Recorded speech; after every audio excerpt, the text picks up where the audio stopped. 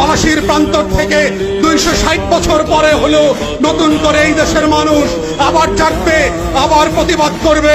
যদি মনে করে থাকেন পুলিশের গাড়ি দিয়ে, ভেহিকেল দিয়ে, কানন দিয়ে, র্যাবের গুম খুনের ইতিহাস জমা করে, বিডিআর দিয়ে, সেনাবাহিনী দিয়ে বাংলাদেশের 20 কোটি মানুষের স্বাধীনতার সম্ভাবনা আকাঙ্ক্ষাকে হত্যা করবেন, বোকার স্বর্গে বাস করছেন, বাংলাদেশের মানুষকে চেনেন নাই। তারা নতুন করে যখন জাগবে, আওয়ামী লীগের কাফন কেনার টাকা পাওয়া যাবে না, কবর দেওয়ার মাটি পাওয়া যাবে না। সেই দিন আসতেছে, সেই দিনের প্রস্তুতি নেন। ফেরাউনদের লাশ কোন নদী থেকে ডুবুরিকে দিয়ে উঠানো হয় নাই। এই ফেরাউনদের লাশও বাংলাদেশের মানুষ ডুবুরি দিয়ে উঠাবে না, কোন হুজুর জানাজা পড়বে না, কোন কবর এই লাশ নেবে না। সেই দিনের অপেক্ষায় বাংলাদেশের 20 কোটি মানুষ।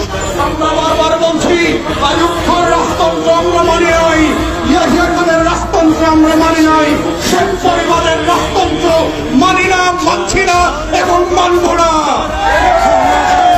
ছেলে মেয়েরা যখন কোটার বিরুদ্ধে পাবলিক বিশ্ববিদ্যালয়গুলোতে আন্দোলন করছে, তখন আজকে মাত্র আমরা দেখলাম বরিশালে, কুমিল্লাতে, চট্টগ্রামে, ঈদের শাহবাগে আজকে পুলিশের সাজোয়া গান দিয়ে আমার দেশের তরুণ তরুণী শিক্ষার্থীদের উপরে গুলিবর্ষণ করা হচ্ছে, লাঠিচার্জ করা হচ্ছে। এটা পাঞ্জাবের আমল না, পাকিস্তানিদের হাতে আমরা বন্দীরা। এটা 190 বছরের জমিদারি শাসন না। যদি কেউ মনে করে থাকে বাংলাদেশে এখনো জমিদারের শাসন চলছে, ব্রিটিশ বেনিয়ারা বাংলাদেশ দখল করে রেখেছে, আমরা প্রত্যাখ্যান করছি এবং বলে রাখছি, বাংলাদেশে গণতন্ত্রের যে লড়াই হয়েছে, সেই রক্ত দিয়ে মুক্তিযোদ্ধারা বাংলাদেশ স্বাধীন করেছে, সেই বাংলাদেশ আমরা ফেরত আনবো।